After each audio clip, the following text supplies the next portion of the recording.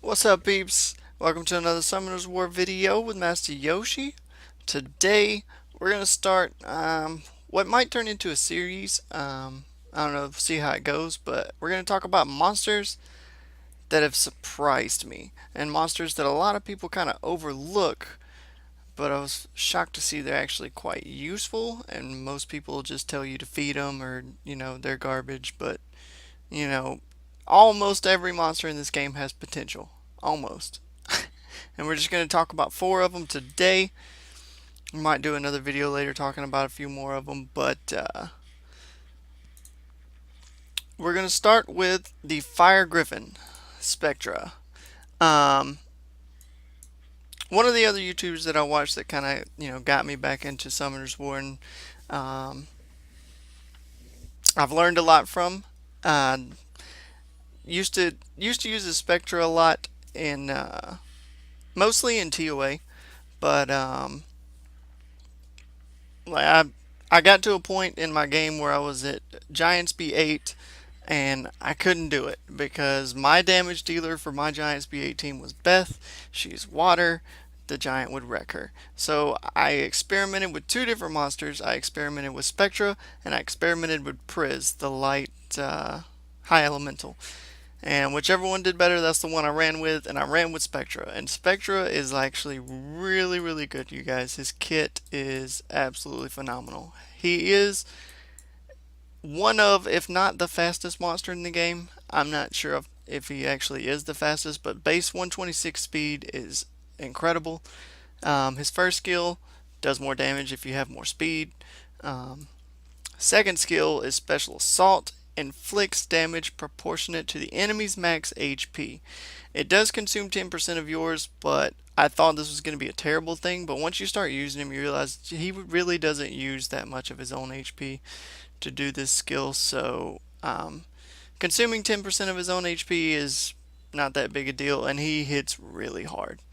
Um, this comes up huge once we get to the giant itself. Um, Big damage from Spectra in that. And then his third skill is an AoE that reduces attack bar of all enemies and has a chance to decrease their attack speed. And this is phenomenal getting to the boss, at the boss, TOA, um, even PvP in certain situations. Spectra is a really good unit that gets overlooked a lot, guys.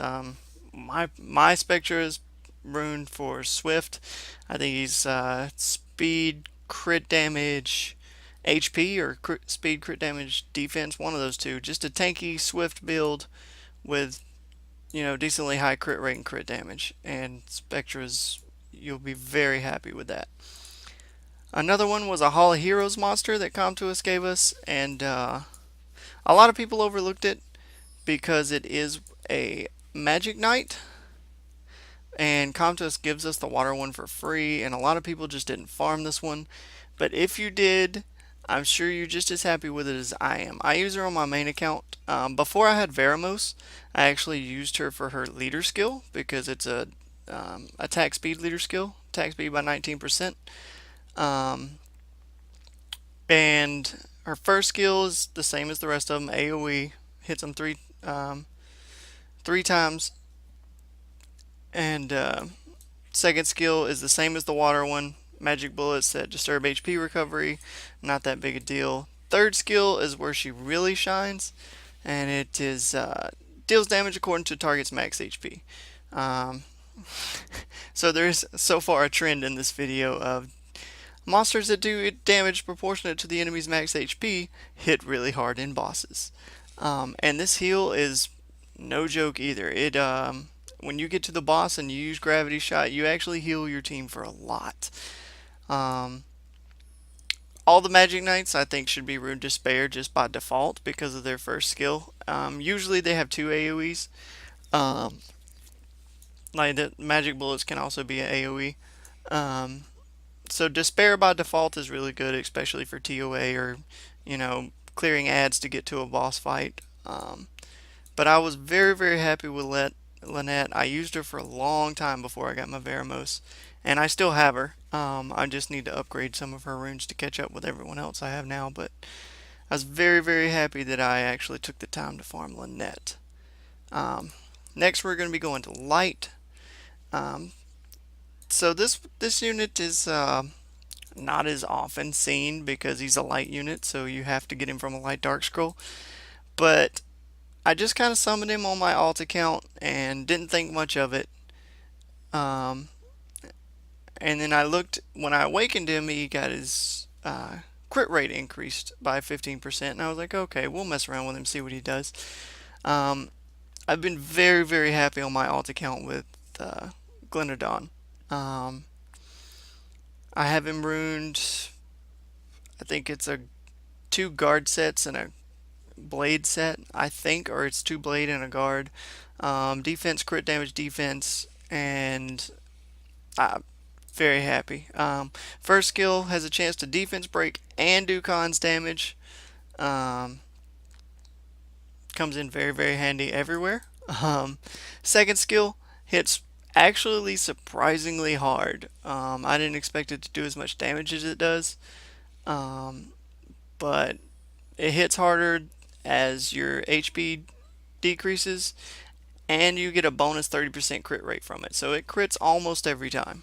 Um, Increased power according to your defense as well. Um, Amazing.